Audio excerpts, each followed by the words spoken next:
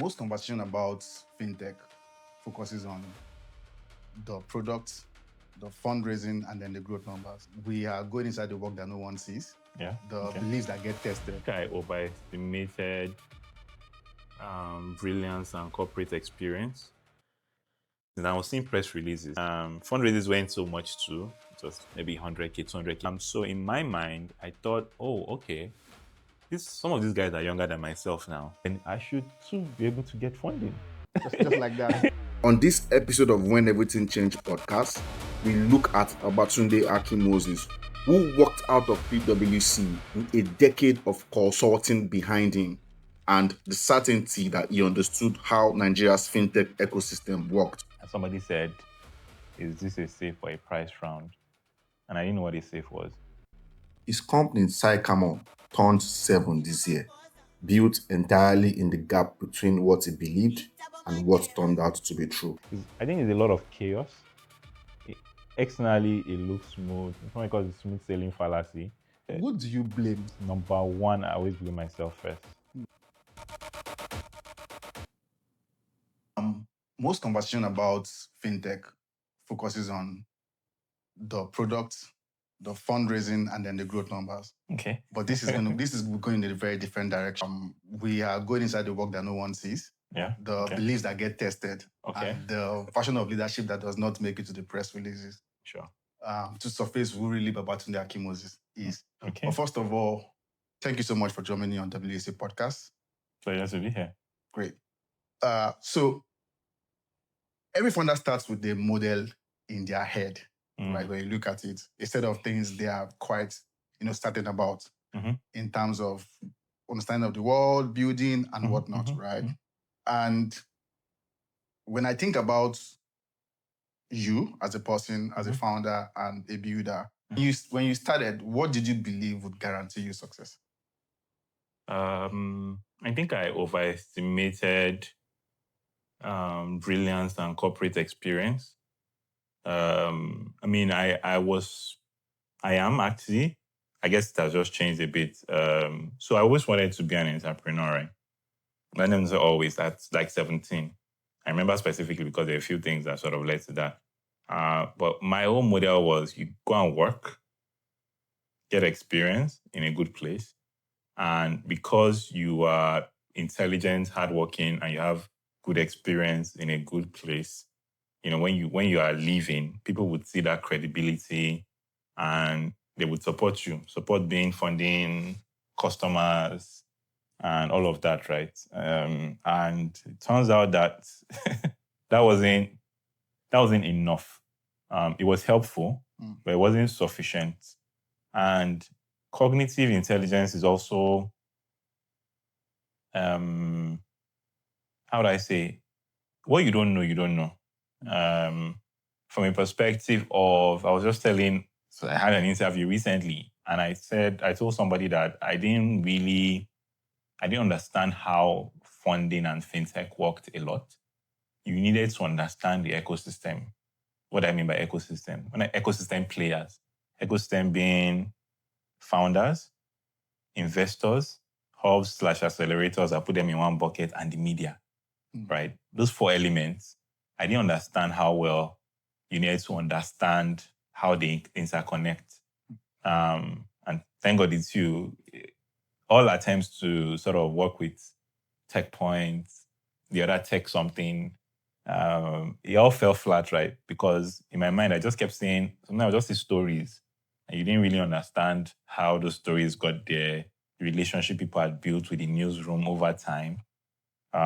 So I think I overestimated the place of experience and maybe again, cognitive type intelligence. And maybe I didn't understand enough of how well the ecosystem was structured. And that made things tougher than it needed to be in the first maybe 3-4 years of the business. Yeah. So when you say you didn't understand, where did your initial belief or idea came from? Was it school? Was it mentor? Was it instinct? It's a blend of both, right? So I lived a lot of my experience in the ecosystem vicariously through the media. When I say the media, when I was in corporate, I used to work in consulting. I worked in KPMG and PwC. And I think the ecosystem really started coming. I don't know, how old is Tech Point now? 10 years? 10. And interesting, almost all the guys are 10 now, right? Paystack, Piggyvest, Flutterwave, MoneyPoint is 11. The only major outlier is Paga, 17. So most of those guys are 10, 11. So 2014, 2015, I was also coming into, I observed that shift that was happening, right? These people had started this company called Piggy Bank then. It wasn't Piggyvest. There was Paystack, Flutterwave. And I was looking at all these things. I was seeing press releases. Fundraisers weren't so much too. Just maybe 100K, 200K. It was also a lot of money at the time. So in my mind, I thought, oh, okay, some of these guys are younger than myself now. So if me now, I add my own experience and chartered accountants and Big Four experience, and I can see that, oh, they presented this idea and they got funding, then I should too be able to get funding, you know? Just like that. Just like that. Just like that, right? It sounds very silly now, but I was really reading a lot. There's this guy. I read these articles. I must have told you about him then. How was his name? He was one of the early reporters in Tech Point. He wrote this very interesting article about dry fish in Makoko. Victor, yes. So that's how early I've been reading this thing. And I think even before, what's this guy that went to Tech? This guy that is now with Tage. Those guys. The early, so I was reading a lot. I tracked Victor down on Facebook. And then it was more about business than, I saw it more as business. I didn't understand the difference between a startup and a normal business very well then. When I say startup, I mean like VC, fundraising, growth, you don't have revenue and you're valued at $10 million, all that stuff, right? I didn't really understand the intricacies. I just saw it as, you raise equity, you start a business, you wear t-shirts, you go on Tech Point, you fold your hands, your logo is on your t-shirt, you're in business. So it was a very surface, which is all very funny because I was already not mid-level. I was a manager at this time in PwC, which requires like 7 years experience. It's not like I was so young, late 20s, young relatively, but I had sense. I knew what I was doing. I was not a child. But I still had a lot of, I didn't have an insightful understanding of the space. So like I said, I lived a lot vicariously through, again, the media. I didn't have, none of these guys were my friends. My friends were in corporate Nigeria. I didn't know a lot of people in the space per se, right? And I think I took what I could from the media and I filled a lot of the gaps with assumptions of what I thought was correct. And obviously, reality hit very fast. But I think the good thing, one of the things that helped me, that I think maybe I've not yet maybe given enough credit for is really how quickly I learn when I'm wrong. I'm very quick to tell my friends, my people that know me very well, look, I messed up yesterday. Okay. This thing, this way we're doing it, it is not correct. This is what we need to do. And I don't call it pivoting, right? But it's really like trying to, I don't say failing fast, it's overused. It's just more of quickly coming to terms with what works and what doesn't, and having the humility to say, oh, look, I was wrong about this. This is how it's supposed to be. Okay. And then just going in the correct direction. I wasted time sometimes, but I try not to as much as possible. So if I met you, say, in that 1 year, what would you have sounded more certain about?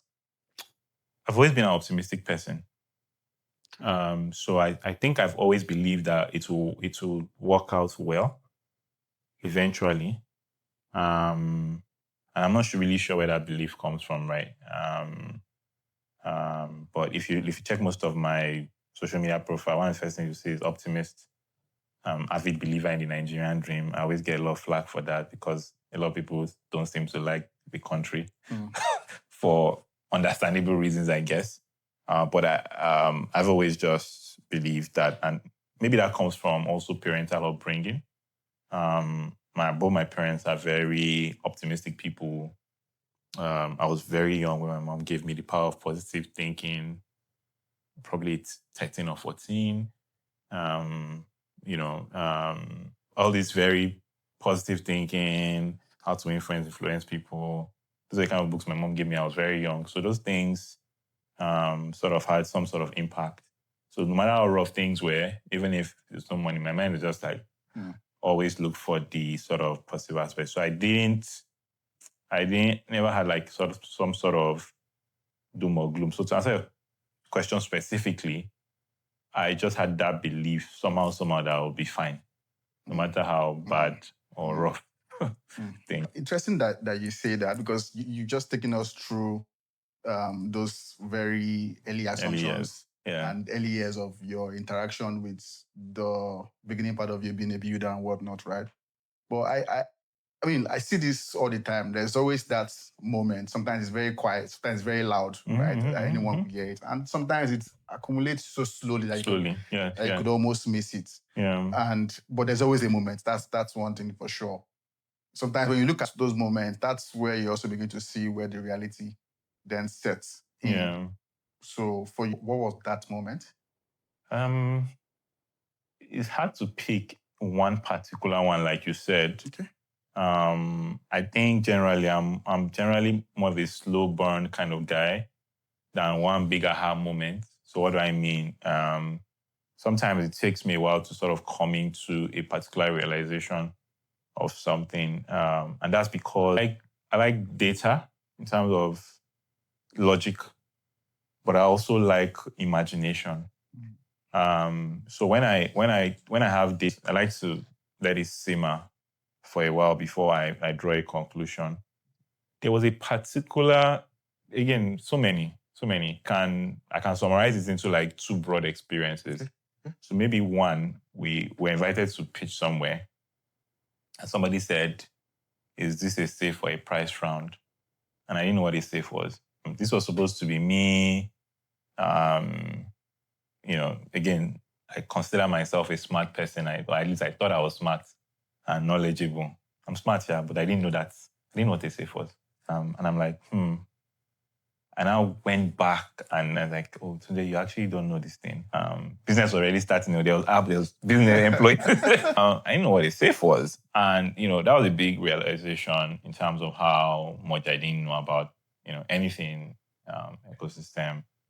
And I think also in the course of fundraising, we didn't raise a lot of money as equity in Sycamore, right? We raised a lot of debt cumulatively now, but we didn't raise much equity-wise. And during those fundraising periods, I think there was almost, I don't want to call it pressure or expectation that we're going to exaggerate what was possible, right? So again, between 2020 to 2022, the zero interest, rate period when, after Paystack exited and there was a lot of like money started coming in and people were, I think people were expecting you to show them a deck that you're going to do $100 million revenue. And I don't say they expected you to lie, but I think I was looking at the exchange rate, looking at the possibility of it going to, then it was 360. If this thing goes to 1,000, what will happen, right? $5 million now, that's 500 million naira, or 360 million naira will be 1 billion. You've tripled your revenue in naira, but you've not done it. I felt that it would be dishonest to tell somebody that I'm going to make $100 million revenue. I felt very hesitant about it. And so it felt like I was dreaming small. Or it felt almost like I wasn't ambitious enough. Meanwhile, I've considered myself a very ambitious person. But there was a level of exaggeration that I really tried, but I just couldn't do it. I couldn't look somebody in the face and say in 3 years time I'm going to have $1 billion.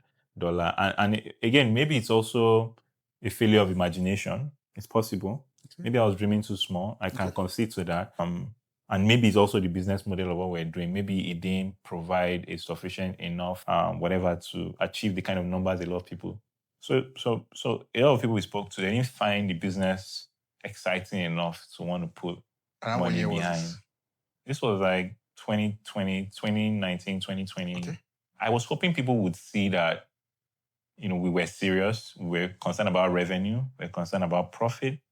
We're concerned about our reputation. We're concerned about adding value to customers, much more than, just growth for growth's sake. And we're very responsible in terms of the reporting and giving feedback and all that stuff. I thought those were going to be more important than, apparently it turned out not to be. I saw a lot of people that had, I didn't see a path to how they were going to make money from the business. But they were raising so much money, and it didn't make sense to me. So I felt a bit foolish, a bit stupid. But I think time has sort of indicated, to be honest, because many of those businesses have crashed. Sorry. Yeah. So in all of this, who do you blame? Do you blame yourself the most? Do you blame people? You blame the environment? No. I always blame myself first. I love accountability and responsibility. Okay. I don't like to push the blame to anybody. I think, again, it was understanding. It wasn't a case of I was doing anything wrong. I was doing something wrong in terms of the expectations of what people wanted to hear. Okay. And I wasn't selling them the right message. But it was also because of my lack of knowledge. And it was, first and foremost, it was me. I blame myself for not knowing enough. But it's also been a blessing because, again, it helped us build a resilient business. We had to focus on actually making the business work from a fundamental level than trying to rely on, just funding and stuff like that. First and foremost, I don't blame anybody. I don't blame Nigeria. I don't blame the ecosystem. Everything was doing what they were supposed to do, but Tunde didn't just understand it enough to so play the game right. So how did this change? And I like the fact that the first person you blame is yourself, right? Because a lot of people would things are not working, they blame the government. That accountability is something that people don't grapple with. I mean, it's common that you see people push blame to others. I think I've done it, in certain instances, in different contexts, but I like that. But how did that change how you make decisions? I think that there are always alternatives. I'll give you an example. In 2021, we were going to get money from this investor. It was a few hundreds of thousands of dollars. That money, there was a plan for it. Maybe you're not supposed to. It's wisdom. Please. Don't spend. This is also ancient wisdom of you don't spend money that you've not gotten yet. Okay. You know that you're expecting one money and you spent it already. That's what happened to us, right? This was supposed to be to get some licenses, to do some marketing, to hire some people. I mean, there was so much riding on this money. We had agreed in principle, right? But I mean, there were so many. The deal didn't go through. And it's funny because you have so much riding on something, but then it falls through. And I'm coming back to answer your specific question. It made us really go and sit down and say, okay, so now you want to buy rice tomorrow. Someone's supposed to promise to give you 10 naira today and they don't give you 10 naira. What do you do? Right? So we really, really sat down and said, you know what? We have to eat food. It doesn't have to be rice, and it doesn't have to be 10 naira. It can be 2 naira, it can be 1 naira, or you know what? Every month we look for 1 naira once it becomes 10. So what really changed about that is these licenses, we're going to get them. We may not get them this year. And truth be told, it took us 3 or 4 years to get some of those licenses that we thought we were going to get in 2021 because of that money not coming through. So I would say time. I've been saying something recently that, well, everything you want, sometimes it's just a timing difference. So somebody that is talking about living in Ikoyi today can live in Ikoyi, it might not just be today, it might be 20 years' time. So maybe you should be praying for long life, safety. Can you wait? So okay, yeah. I mean, maybe one day I'll have a private jet. Oh, well, I like private jets. I'll get it in 7 years' time, for example, right? So I think it's just sort of having that time and not trying to beat yourself too much about it is important. And then, looking for alternative ways to do things. I think at that time, we doubled down on sales in the business. I had to really sit down and carry pen and paper and say, look, this funding is not coming. The only way is sales. Where are we going to get the sales from? Right? And it really just opened our eyes to seeing how we can build it. I always, I was telling somebody that, we probably built a strong sales force before the tech, which is funny because you say fintech. There was no tech before the fin. It was fin first. Sales, really thinking about like, okay, how do we make sales? Because that's how you fund your business fundamentally, right? Customer revenue is your first form of funding.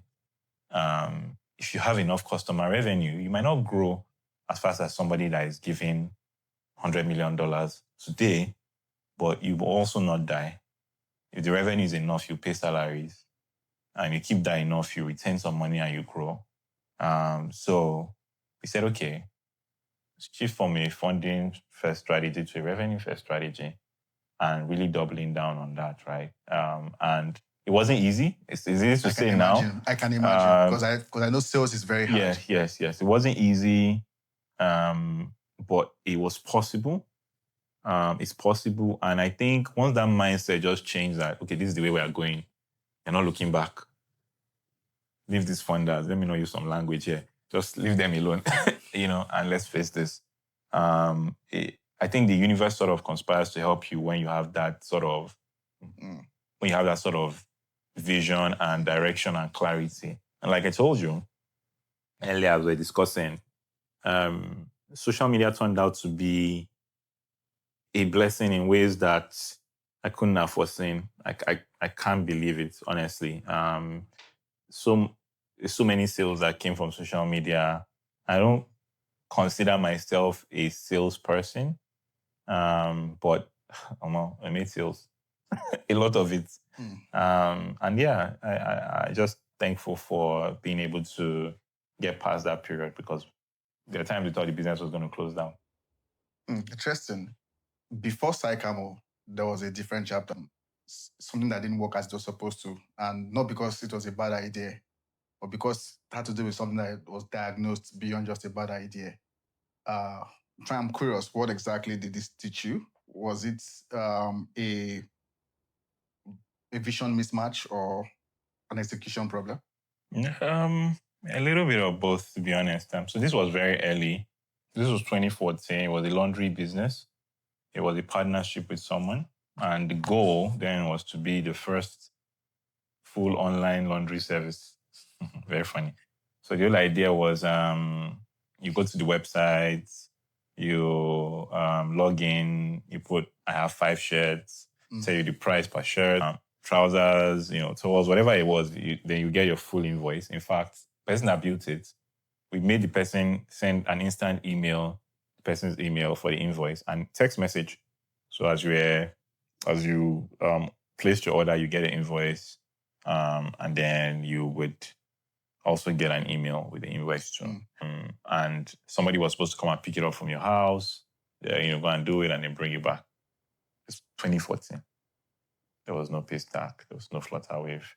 So getting just payment up on the site was very, very difficult. Eventually did, but I don't think it worked very well. And then the person I partnered with, he also had I think we had different visions. It was one of the best, I don't know if he's still in the business, but then I noticed he was very, very good at just, laundry and dry cleaning. It was excellent. I'm like, this guy has good packaging. So let's go into business together. I'll handle tech, the business side of things. He would just be in charge of, the operations part of it. That was the idea. perfect co-founding relationship in my mind. But there are a few things that were done. You already said one. There was a vision mismatch. I really wanted then a tech business, maybe not necessarily a startup, but I wanted something that was online driven and very convenient for the customer. He didn't think it was necessary. He thought we were spending too much time trying to make the website work. And I understand, maybe that was true to some extent, but I think I still feel like maybe we could have met somewhere in the middle such that we could manage it. Even if it didn't go 100% online, we could have at least maybe have people log in and we'll finish the rest offline. But it wasn't really buying into that. And I think we also had a different way we wanted, even just vision, even operationally, we had different misgivings around how I wanted the place to be. He really just wanted to just wash and launder clothes. I was very concerned with having everywhere clean and smooth, so guests can come, they can read papers, we shouldn't have clothes on the floor. I really wanted it to be almost like a bank lounge or that's how I wanted it to. And after a while, there was a lot of arguments, a lot of fighting, and he threatened to sort of walk away from the business. I didn't know anything about laundry, and I was then about to go and start looking for somebody. It's not like we're making a lot of money then. But I said, okay, you know what? Look at how much I invested in this business. Let's add something on it. You give me some sort of monthly payout till you buy me out. And we walked away. I think this didn't happen to like maybe 2016 or 17. So we ran the business for like 2-3 years, which was very interesting. Learned a lot about it. And I think that was one important thing around having that whole co-founder relationship. I mean, you would know this because you covered a lot of stories, but you would, many businesses have crashed because of that co-founder mismatch relationship. There was even a particular one that was even very public around, there was still a lot of money. This particular startup had $1 or $2 million in the bank, but the co-founders just couldn't agree. And everybody just determined it's better we. I think I read that story, I always find it very interesting, but enlightening at the same time, because fundamentally, at least the articles that were out, I didn't have inside stories. There was nothing wrong with the business. They had customers, but the two co-founders would rather the business shut down than continue, which I found very interesting. So I think co-founder relationship, and you should. I learned something from one of my mentors recently that maybe there should have been a dating period. We should do that with potential co-founders and board members. And any really partnership you want to go into, don't just think that functional, at least surface functional alignment is okay, right? It's almost like trying to marry somebody, right? You want to have a period where you're getting to know the person. It's almost like a dating, in quotes. To date a potential co-founder, date a potential board member, anybody you want to go into long-term business with that is going to be deep. You want to have a period where you are getting to know them, rather than just say, oh, I'm good at sales, you're good at tech. Let's do a sales tech company, whatever. So I think that's also something, and I just learned this maybe 2 years ago around the dating phase, right? Of any type of long-term relationship, which I think I didn't do back then. So dating phase, that's quite interesting. So let me just give a bit of an opinion here. So I remember wanting to set this place up, and I had the idea to do this with someone, and I had to then consult a law firm. And one of the conversation surfaced this whole idea of, we have to do like a dating phase, and we have to see, how well you guys are compatible. From that conversation alone, it just started feeling like, things would not go. Are you serious? The way I thought about it, right? And it's interesting hearing you talk about it now too. Yes.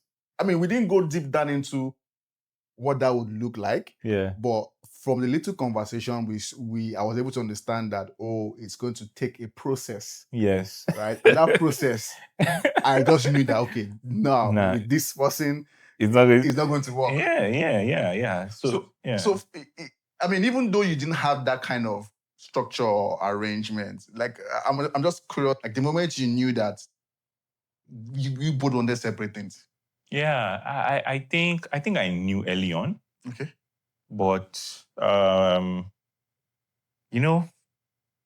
there's one mistake we made. If I take this top now, and there's a thread pulling out, there are two ways to remove that thread. I can pull it out gradually in such a way that it will keep going. It can keep going until it ruins the shirt. I can take a scissors and just cut it off or a blade, right? So I always compared that analogy. I imagine that analogy when I notice a problem that you're supposed to cut off, and it keeps lingering, it keeps festering. It's almost like cancer is extreme, but that's one of the examples you can use.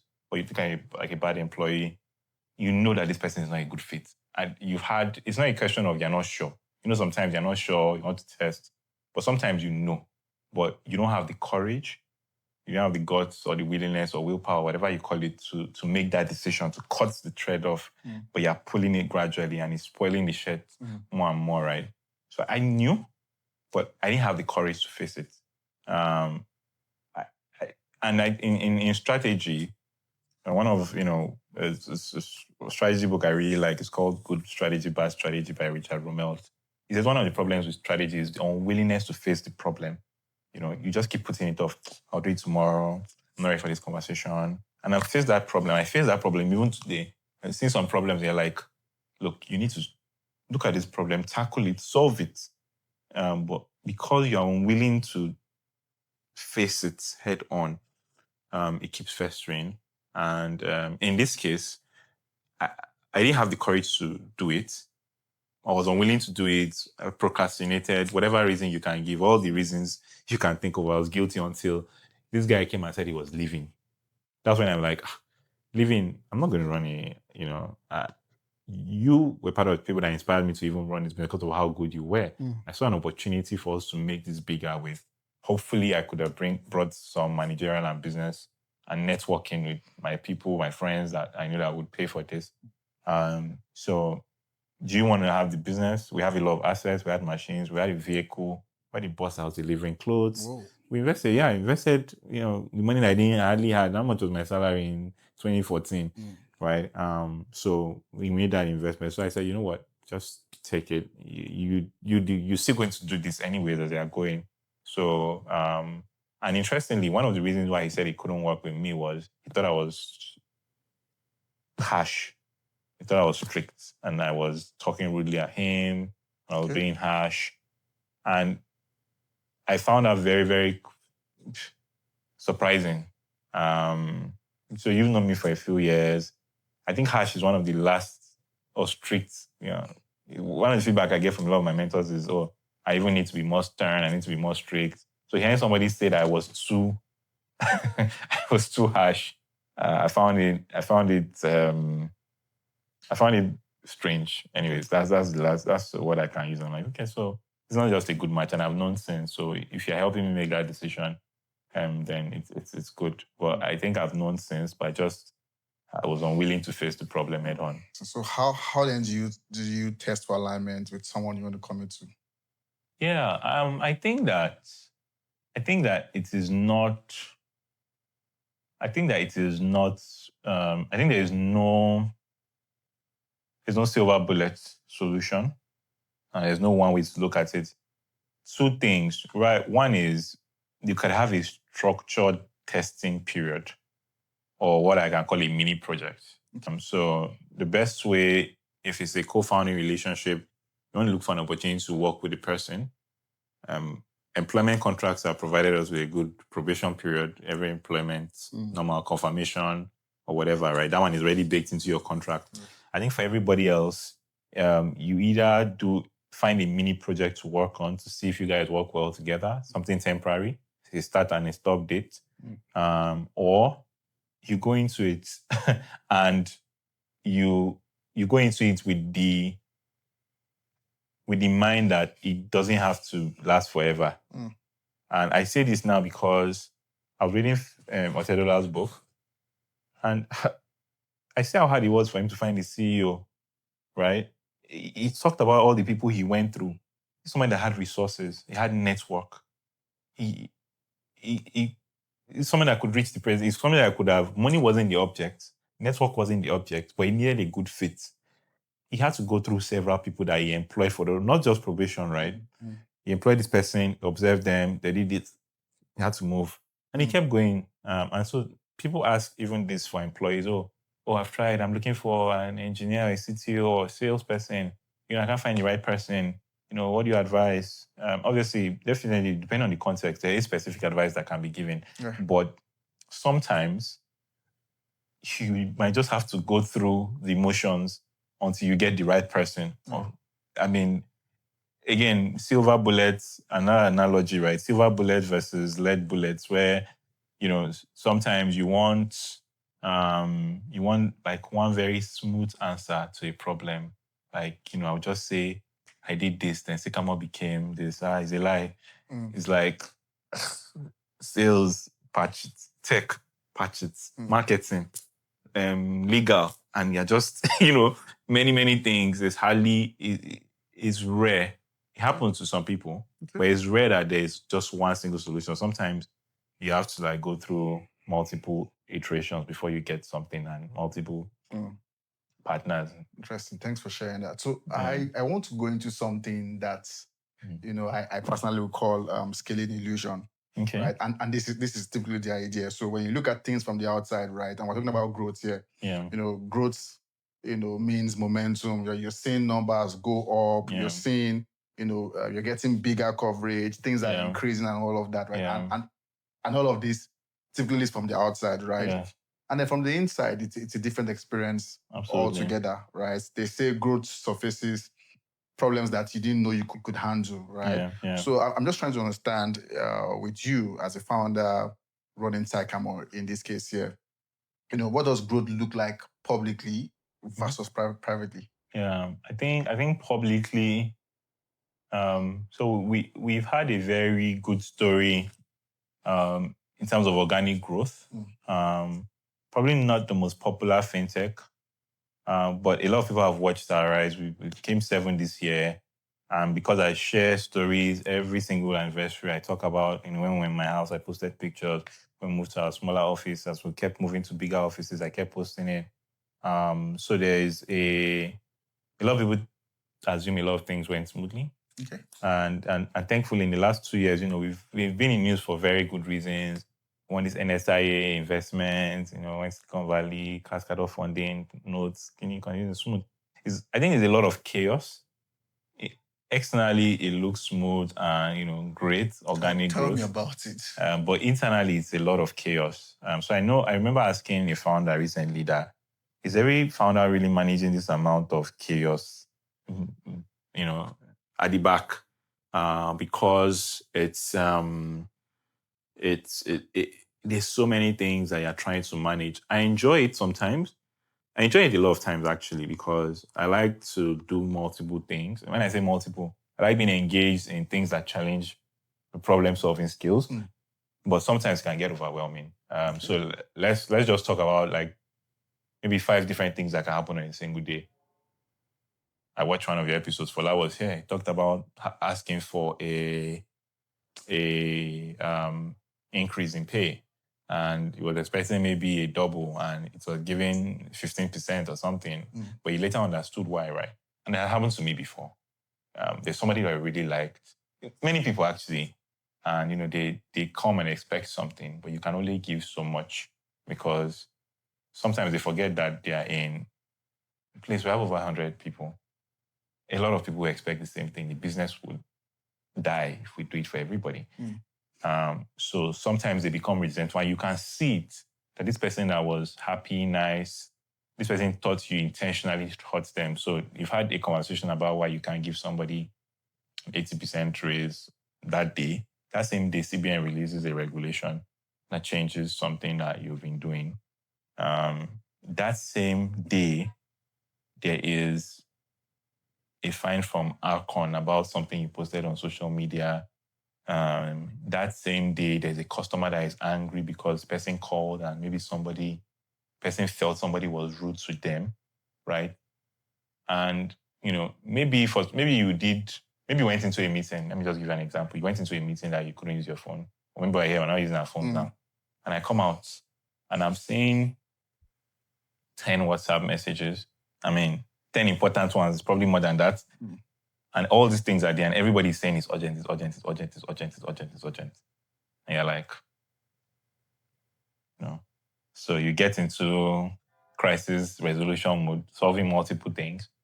And then you go outside tomorrow and somebody be like, man, you guys are doing great, man. I was on your app and it's fantastic. You guys, and you're like, okay. And sometimes when you get that feedback, it feels good because you feel like you just finished firefighting multiple different things. But sometimes that feedback is also bad, right? So if you go out to, it may also be, man, you guys, your app is trash. I used it and it was really terrible. So you've done all this, but outside you're still, maybe, let me not say outside, but the customers that you're trying to serve are still not happy, right? So you just get extra weighed down because it's not, it's fintech, we do credits, you can't make everybody happy. Out of every 100 people that apply for loans, maybe 1% or 2 people might get it, right? So you offend a lot of people. Some of them are friends too. And you have to do what you have to do. So you're not ice cream. You can't make everybody happy, right? Or jollof. Or jollof rice. Either it's Ghana or Senegalese or Niger. Mm-hmm. So there is a lot of smooth, somebody calls it smooth sailing fallacy, where from outside it looks like smooth sailing, but inside it's a lot of chaos. And I keep wondering whether it has something to do with how well I delegate or hand over things, and maybe I should improve about that, which honestly is up for debate. Sometimes I worry that am I managing too many people?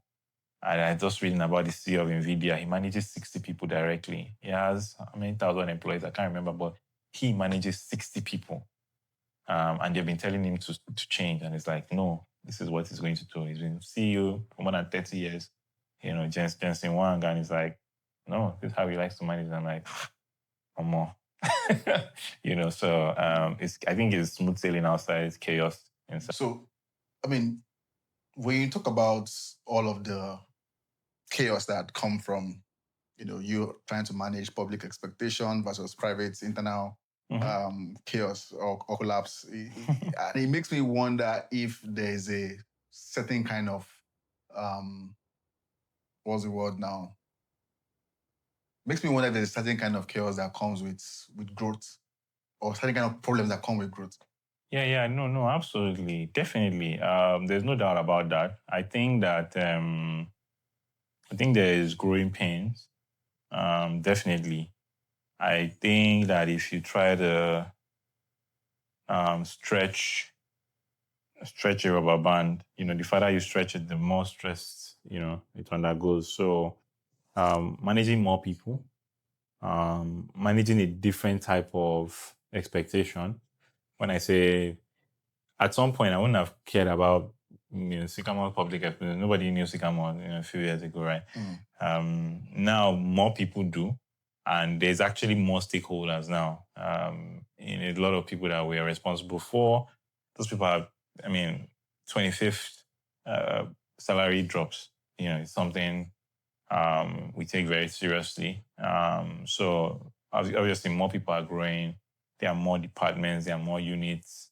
They're trying to expand to more places. So I think there are definitely things that come with that. But, like a baby, take milk when you're a baby, right? As you grow up, you start taking granuts, harder stuff.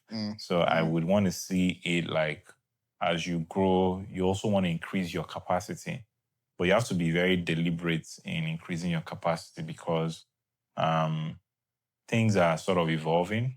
And if you're not deliberate about also evolving your own skill sets to manage that growth, you won't manage a 10 people company the way you manage 100 people, where you manage 1,000. Which is why sometimes a company grows, they want to bring in a professional CEO, which you wouldn't fault them.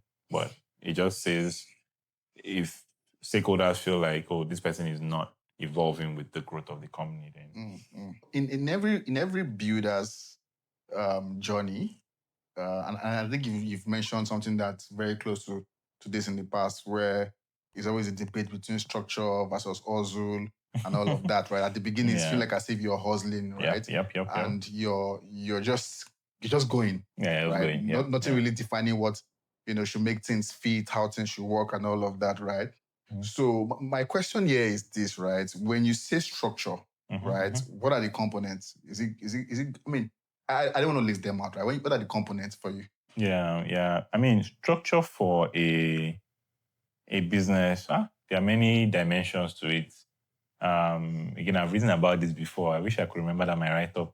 But just broadly speaking, right, I think from the very, very basic, the first thing is entity separation, I would say. Knowing that you are different from the business. Governance, essentially. So yeah. Look, you are today's Sycamore, they are different entities. So I think that is very, very important. I think with that entity separation comes entity separation across even financial transactions, which is like you want to have separate banking. You don't want to have the same bank accounts. When you're doing business with you and you're sending your personal bank account that you and your wife and your children are spending from. So that also ties into entity separation. I also think, you mentioned the other one. I think governance is also important. Governance in the sense of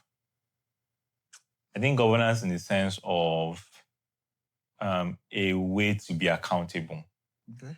I think it will take different forms. If you asked me this question 3 or 4 years ago, I would say, as soon as you can have a board, but maybe not necessarily a board early on, to be honest. You can just have, if you have some sort of advisors that you think you can be accountable to, I think it's important to sort of keep you in check. So you're not just doing anything that you want. I think there are so many people doing, they're just running business, they open, they invested their money, so they are the lord and master of everything. They're not reporting to anybody, no regulator, no board, no other management team. It's just one CEO and every other employee. There needs to be some sort of stuff. I'm an advocate for board generally. But interestingly, I learned that Paystack didn't have a board until they exited. I mean, between 2015 and 2020, one of the founders was saying that they didn't have a board. So like, okay, if you could exit at $200 million, I haven't exited at $200 million, so I can't be advising more than them. But generally speaking, I would say it's good. I would say also, as much as possible, we want to also have different functions in the business. They don't have to be different people. Different structures, different functions, sorry. So what I mean is, you want to think about the business in terms of like, this is what we are doing for finance. This is what we are doing for people management. This is what we are doing for marketing. This is what we're doing for sales. And almost create like a mental compartment in your head until those things become true. In the early days, it might be you doing those 4 things, but at least they are being done. And you have a way you're thinking about them. You don't want to just start doing it when somebody comes, because you then don't have an idea. So if I'm marketing now, if I'm doing social media, for example, when I get a social media person, it becomes easier for us to relate about my expectations and what they can do better. Obviously, I'm bringing an expert, so they should know more. Expect them to know more than me, which is another thing I think some entrepreneurs struggle with, about like ego and wanting to be the best. No, why do you want to be the best? Make money, hire the best. Let them be better than you at their specialty. At least that's how I think about it, right? So I think of like functional separation. I also think that people management is also a big part of structure. So everything that has to do with people, how they come into the company, recruitment, training, onboarding, performance appraisal, right? Again, some of these things can be written on paper. Okay. Your payroll can start on Excel. As you make money, you move to paid HR. This is quite interesting because I was about to ask. I mean, you've been talking about what a system with a strong structure look with, right? Yeah. But I'm also trying to also understand, or rather, what it doesn't surface what's early days. What weak structure for Sycamore look like. Honestly, we were very to be honest, I think we had structure very early because the 3 people that started Sycamore, myself, Onye, and Maiwa, we had worked for close to a decade. I finished in 2010. Sycamore didn't start till 2019. I had the idea in 2017, but we didn't start in 2019. I had worked as a consultant, KPMG and PwC. Onye had worked at Rent Money Page. Maiwa had worked at Leadway, CBN. Again, we're not spring chickens in that sense. Okay. But it also didn't mean that, we didn't raise money, like I said. So it's not like we had everything figured out. But we actually had a plan, a business plan that we tried to follow. And a business plan doesn't have to be a structured template of, I want to take over the world. A business plan can be on a piece of paper, right? Okay, for marketing, what are we going to be doing? It can be on one page. It can be in your head. It's just a plan of what you intend to do. So I think when people say, you need a business plan, yeah, it'd be nice if it's structured because the bank needs it. But the real business plan is, what is your plan for your business? So structure in the early days of Sycamore, or no structure, means that Tony and Maiwa were doing everything for maybe 6 months before we got our first hire. And what that meant is we're like, okay, sales, you need to call 20 people today. You're going to talk with the guys doing the app. The people that are already on Maiwa, you need to call them. So those are 3 departments. That's sales, tech, and collections, right? So that was without structure. Obviously, there were no policies around. Policy also doesn't even have to be written down. Policy just needs to be established, even if it's in your head. As the business grows, any policy that is not written down doesn't exist because people will not follow it. But when I say policy in terms of, can we agree amongst ourselves to come by 9 or to start the work by 9? Remote work we never entered COVID that time. It wasn't a big deal then, right? Even if, there's stories around that too. So I think that, I guess what I'm saying is, if you have a plan, if you have a plan before you start, and you have a concept of a structure, it doesn't have to be a big company structure for a start. It just has to logically make sense. It has to exist somewhere, in mentally or written down. Better if it's written down. I just don't want people to put themselves under the impression that you don't have structure until you call a business consultant. No. You can read books. You can watch YouTube videos. Now, there are many business influencers online, and they are all fantastic, to be honest. It is writing a piece of paper of what you want to do, and just, again, for my first comment, what you don't know, you don't know.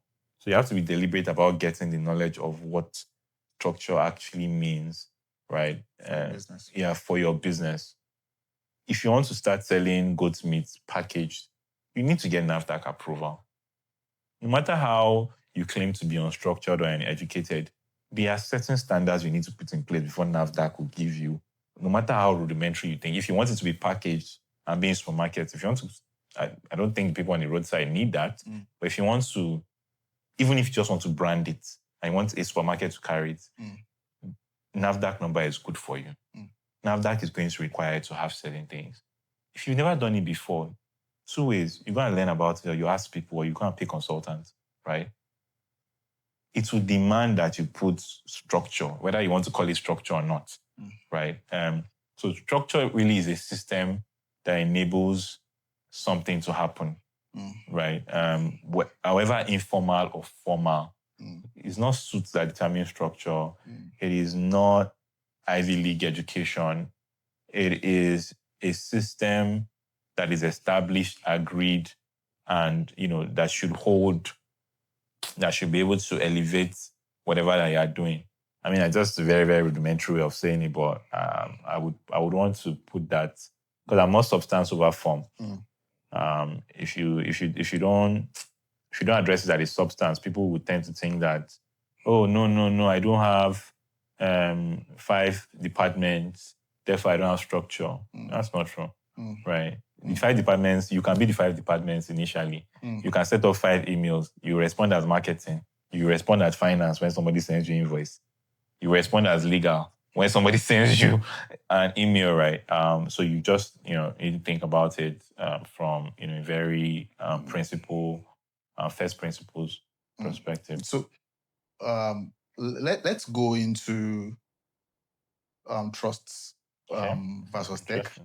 Okay. Because Sycamore operates in the space where it operates where the product is financial, essentially, right? Yeah. And in Nigeria, when they say financial trust, we know it's not a given. Nope. Right?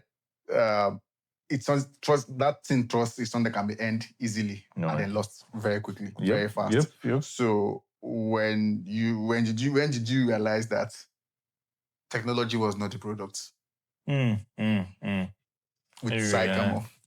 I think that became sort of clear in the first maybe 6 months. Because again, there was a reliance of part of why my model to work first before business, which I always advise people to do, was, you bring this network in, there'll be your first customers, there'll be your first investors, there'll be your first advocates, which is what happened to some extent, but not to the degree I was expecting. Okay. So that trust didn't immediately translate when we started the business. So that was the first wake-up call, like, these people are not going to patronize us yet. So I think that a lot of people wanted us to just survive for 2 or 3 years. It's like, when you guys are like 2 or 3 years, they didn't vocally say so. It's just like, let's see how it goes. So you're asking somebody to do business with you, and they're like, when did you start? 3 weeks ago. Like, financial business, 3 weeks ago. I've not seen you raise any funding. I've not seen you on tech anything, points, cabal, whatever. So they're like, okay, come back, So I think I sort of came to reality that we need time. We need time to sort of build that trust, especially when you can't buy it. You can hack it in a sense. So if you raise a lot of money and you do adverts, everybody can see your billboard everywhere. Maybe you have some very big, popular people on your board. Maybe somebody prominent in Nigeria.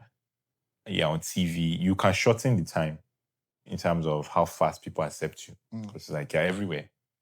There's some brands, I don't call their names. Bombarded the space with, hired the best people, adverts everywhere, every market kiosk, every YouTube, all of that stuff. It's shortening the time. But if you don't have that kind of money, you have to wait for people to come around. There are things you do to make it better, obviously. You keep good books when they ask you. You be transparent and visible. Social media helped me with that. To really get people to know who I was. Because I wasn't even posting about Sycamore. When I started being active on social media, I was posting as myself. So that also helps. But you can't... The analogy I gave somebody is that, look, you have to... 9 months will be 9 months for a pregnant woman, right? I made this joke to somebody and they said... They said they were joking. I said, you can't sleep with 2 women and have a baby in 4 months. It would take 9 months. Exactly. Like that. So it would. So I think I also came to reality that, okay, these people that say they don't want to deal with us now, I think if they've seen that we survive and we are okay for 2 or 3 years, they would come around. But we need to stay alive that period. Let's not die. Let's not mess up. Let's not do anything to make them uncomfortable, and let's give them time. So you can't... Trust usually requires time. Financial services. There's a reason why everybody's saying that they're advertising their number of years, because they know that, 10-year-old company is likely to be more resilient than a 1-year-old company, not because of anything. So I think, again, just like I said earlier, sometimes it takes the time that it takes. So earlier on, you were talking about... I think we were talking about the chaos of the public perception versus what happens inside. And I'm also trying to fit this back into the entire trust layer of building a financial product, right? Because that's very important. But I also know that, like we said earlier on, trust is trust erodes very fast. Yes, right? So yes, how did how did you, with Sycamore, manage trust? Trust, yeah. I think that when I saw that trust was a big issue, I had this framework or this concept. I called it, you sort of need credibility indicators. Okay. One of them is time. Time is an indicator of how long you've been in business. One is your team, people that you are working with. So if I start a media business and I take you now, I say, this guy has worked in Tech Point for so, it's a credibility indicator. Then I put somebody else from maybe Punch on my board. So this guy has people. So people also in finance licenses too. If you have CBN or SEC license, it's also a credibility indicator. Okay. For some people, it might be how much you've raised or how much money you have. Even if you've not raised money, if I tell you that I have a balance sheet of $100 billion, you're like, you're not going to run away with my 20 naira. Also a credibility indicator. And for me personally, where I brought the personal touch is also just sharing online, right? About myself, things I'm passionate about. I didn't even make the strategy about Sycamore, right? Because I did some fact finding that people just want to know you. So I didn't want to make it Sycamore every day, come and buy. Did Babatunde and Junior, talked about business, teach business concepts, the one I've learned. And so all these things sort of culminated into trust over time. People, licenses, small reports of how much small money we're already moving, having a board on time, hiring some experienced people eventually. But the thing about it is I have to add a note of caution, because some people somebody will listen to me now and create a checklist of what I'm saying, and it's good, but you have to do it sincerely, because I noticed that fraudsters and scammers have also tried to hack credibility and just say, look at all these things, let's just put it in box, right? So there's also a level of discernment from the public, to be honest, asking the right questions, and just making sure that it is, if you do all these things I've mentioned and you do them and give it time, not try to force anyone or hack it unnecessarily, it sort of comes with trust over time. And obviously, one of the most important, also just providing good service or products as sincerely as possible. Not trying to be gimmicky, or trying to not trying to be gimmicky, just actually just doing the work of, okay, this is the business I'm doing. I want to do it very well, and caring about customers and their feedback, right? Because word of mouth travels, and it also breeds this thing. So having a very good, sort of product, having a good product, having good service, also is a credibility indicator, and that compounds over time. We have customers that have been with us, since 2019, and it's the good thing about it is they've done much more business, because somebody that was, we've seen people rise in their careers too.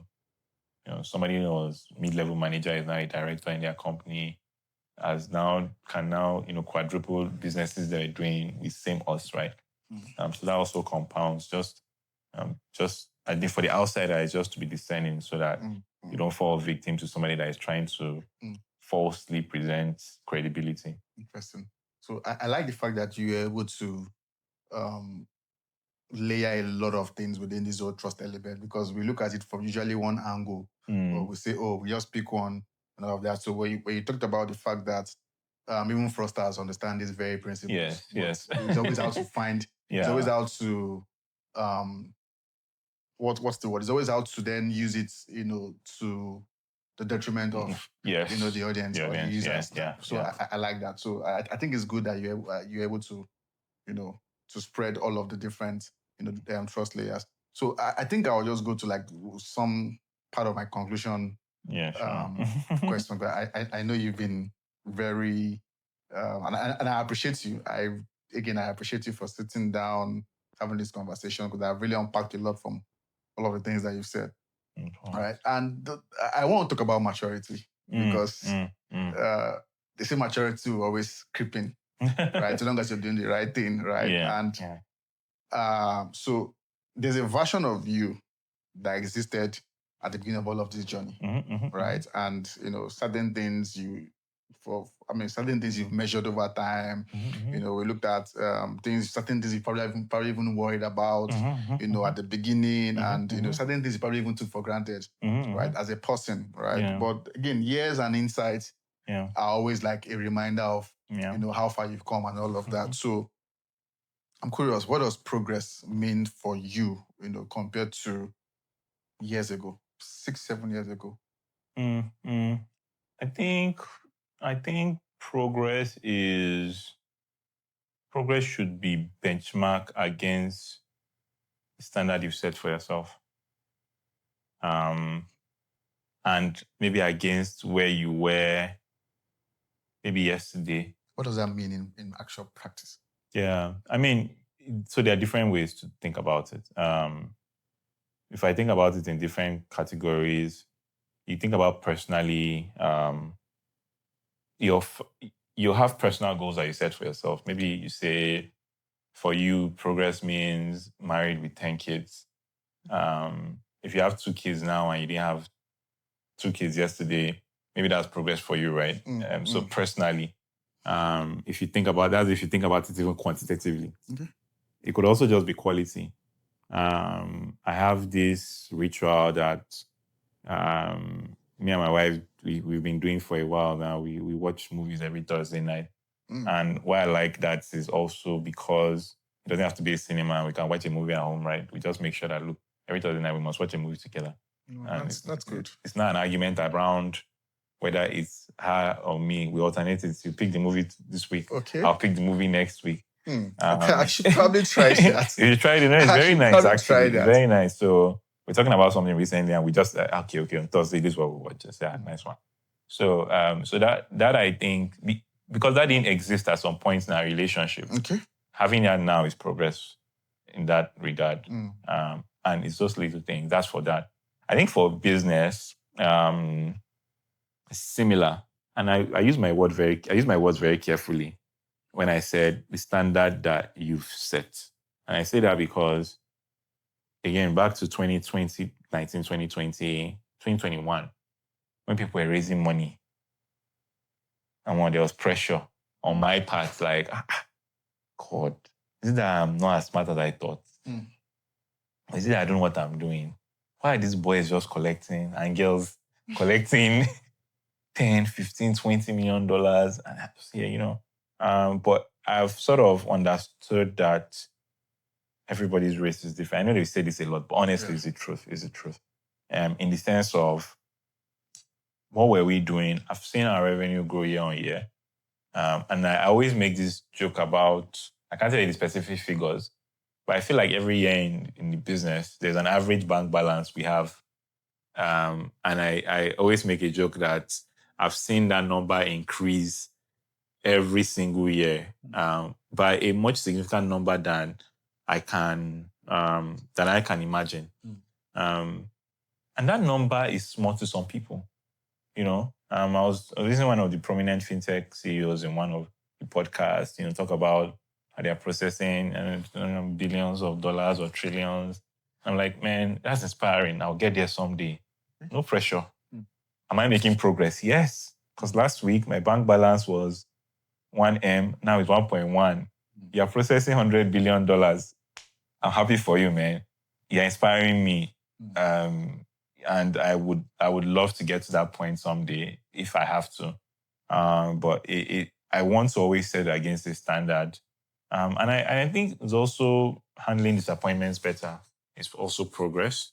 While we're here, just now, a few minutes ago, I got a message from somebody on my team, one of our managers, that said, oh, something is not going well. We need to discontinue this initiative. And 4 years ago, I would have been panicking.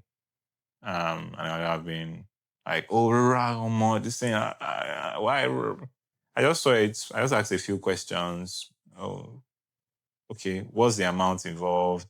What people involved? Does this person know? What are we going to do? Person answered, and I'm like, okay, it's not that bad. Okay. It's not that bad. That's also progress for me personally, right? In handling situations. And also maybe adjusting expectations too. I think sometimes I expect too much from people. As I started to make friends in the ecosystem, I think I also had like a lot of expectations from a lot of people in terms of how they would support and not support. And I just sort of figured out that like everybody is running their own race and everybody has issues and challenges that you can't see. So there are multiple alternatives. So if somebody disappoints you, there's probably another way to go. So I think it's very, very important because that standard of progress is, I hope that you can set it by yourself. And it should be more, how do I put it? It should be more about the input than the output. Okay. You understand? So what do I mean? It's like, do you want to be buff? Yes. Maybe you want to have arms and chest. That is the goal. And I think they say this a lot in Atomic Habits. Or do you want to be doing 100 push-ups a day?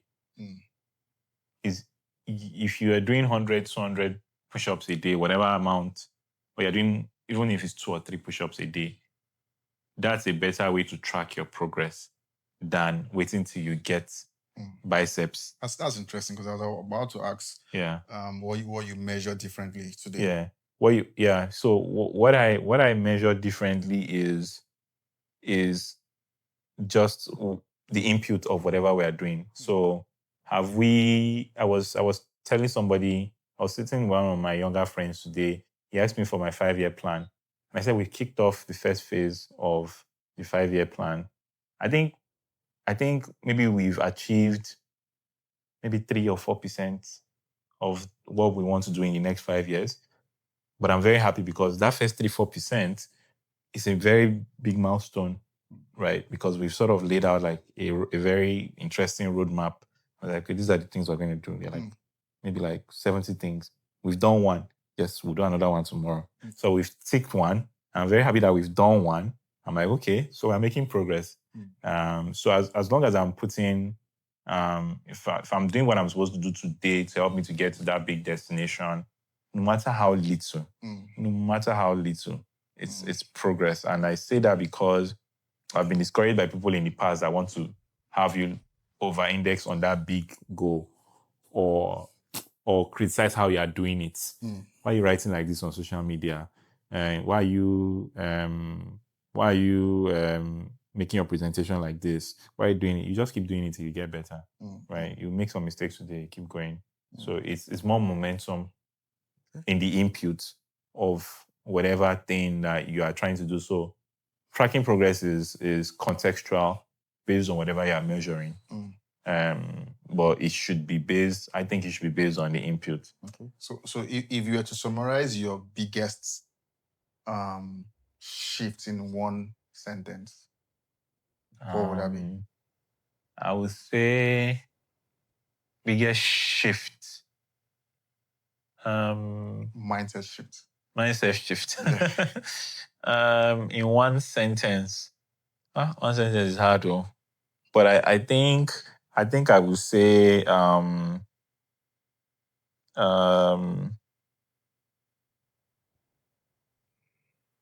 long as you make it a complex sentence, so I'll add commas where I need to. I would say as long as you stay hopeful and optimistic, and you are impacting lives positively while making progress, you'll be fine. Interesting. Yeah, while making progress. Because all these things, I come from optimistic, I come from impacting lives positively, and I add progress in it. And I say that because it's a continuum of just sort of getting better. You know what they say is, I think a lot of people underestimate what you can do in 10 years, or overestimate what you can do in like 1 month. I was saying to somebody that there's something I would like to do in 2035. And there's also something I would like to do in 2045, God spare my life. Okay. So I like to think in decades personally. But I'm also not oblivious of the fact that it's a very, very tiny step I need to take today that would sort of get me there. But I'm just hoping for grace to be alive. And I can hopefully keep taking it one day at a time. Preston, thank you so much. So I think you in this session you really unpacked a lot. Yeah. From mindset shift to leadership calibration to, I mean, just to name it, right? Yeah. And so far I've been very grateful. But I think I want to end this with a reflection, especially for someone out there that is watching, someone out there who is at the very beginning of their journey. And from all of what we've said so far, right, we know that at some point there's always a collision with reality. Yep. And they've not gotten to that point yet, right? What is the one thing that you wish someone had told you that, told you before it happened, that is very important for someone at that position right now to hear? There are several actually. Okay. But I'm thinking of one thing that stands out. I wish I understood the importance of reaching out to people that knew more earlier on. Yeah. I think I made too many assumptions about and I used logic to fill up the gaps. I read what I saw, made assumptions to fill the gaps, and I just went with that, right? There were so many things to consult. There's so many people to ask questions. But I just didn't for some reason. I think I had too much. I don't know if I was proud. Maybe I was. I don't know. Because of the KPMG factor. Maybe, yeah. But I had too much belief in my own knowledge and understanding at the time. Too much actually. And it's funny because I'm someone that likes learning. Okay. So it's not like, and I like asking questions, but it just didn't occur to me to ask more people. I asked all the people that I could see.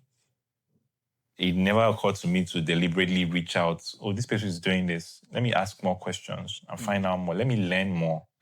Let me get this kind of material right. I was like, I feel like I was in a bubble in terms of what I knew, and I thought that was a lot. And that was sufficient. But it wasn't anywhere close to. Which is why right now I like to share. Not because I like talking. I like talking. Leave me at and stay at home and be quiet for, But I like to share because I really want more people to know those things. And when I get opportunities to come on places like this, I typically take it. Yes, there is definitely a visibility thing that helps. But more importantly, I just feel like I don't want people to be in that situation, which is why, again, I'm just sharing as much as I can. So I would always say that get insightful information from anywhere you can. People, books, online, offline. I don't want to tell people, oh, just read books, read books. Yes, you can read books, watch videos, watch movies, talk to people.